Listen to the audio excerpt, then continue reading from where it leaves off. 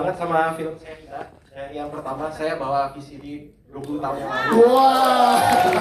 Mungkin kalau boleh supaya pengalaman saya dan teman-teman ini boleh nggak sih dimintain tantangannya gitu dari Iri dan semua case-nya yang ada gitu. Jadi ya sekian itu dulu sih.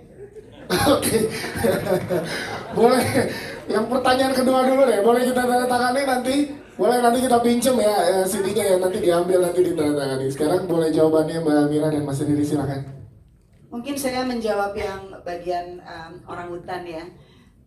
Jadi ketika akhirnya kami memutuskan untuk membuat sequel dari petualangan Sherina yang pertama ini, kami semua berpikir bahwa kami harus membawa cerita yang baik gitu ya, tentang sesuatu yang memang kami rasa perlu disampaikan. Tapi waktu itu kayak belum ketemu.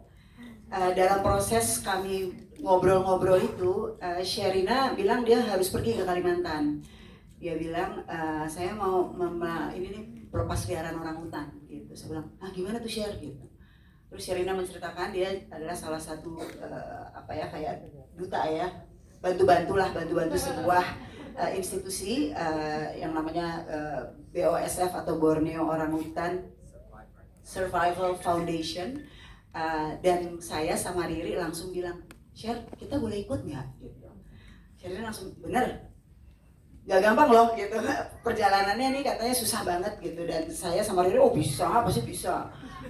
Dan dicarikanlah 2 seat dan akhirnya bisa. Ternyata prosesnya cukup panjang, harus periksa darah, periksa segala ronsen dan segala macam. Dan akhirnya kami melakukanlah perjalanan pelepas liaran itu yang sangat membekas bagi saya dan Riri dan Sherina, dan kita semua akhirnya memutuskan di sisi inilah cerita yang ingin kita bawa gitu di dalam kisah petualangan Sherina kedua ini. Dan tentunya idenya kayak gampang nih gitu. Ternyata prosesnya sangat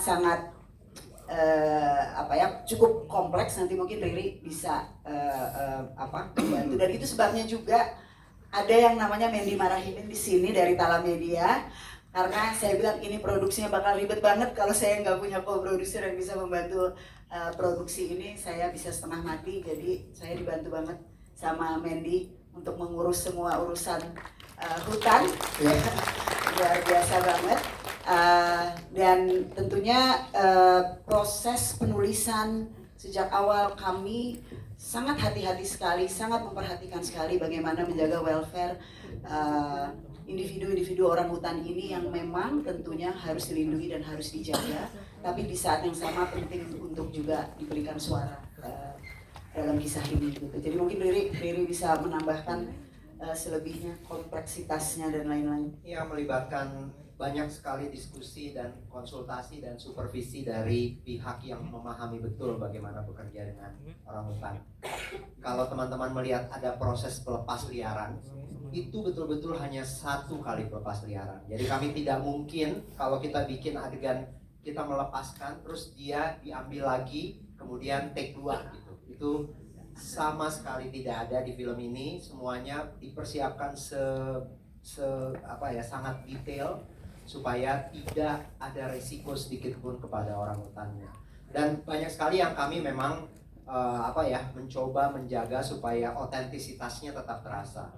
Satu hal lagi yang penting juga, semua hewan yang terlihat di film ini itu penyediaannya. Jadi kalau teman-teman lihat ada offset binatang yang dibekukan, itu semua kami dapatkan dari sumber yang berizin. Jadi tidak ada satupun yang istilahnya illegal gitu. Karena itu kan sebenarnya satu hal yang mesti hati-hati sekali ya dalam menghandle-nya. Jadi termasuk kucing-kucingnya juga itu Kucing Ati. Kucing-kucingnya Ati itu kelihatannya aja kejam, sebenarnya disayang banget sama kucingnya. Jadi kalau semama ada proses-proses itu menggunakan double yang tidak akan ada resiko terhadap kucing-kucing itu gitu. Nah, gitu. Yes. Baik, terima kasih.